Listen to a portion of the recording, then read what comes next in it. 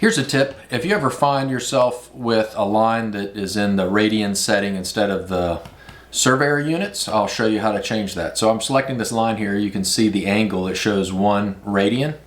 Or if we grab a block like this one, the angle is 0 radians, but I may want to change it 45 degrees. So I type 45D, and it doesn't change it 45 degrees because it's in radians. So when that happens, just type units, and here just change this to surveyor units, the angle, and then the standard that you want is surveyor units, and degrees, minutes, seconds. And then on the decimal for the length, always do 4 decimal places, and then hit OK.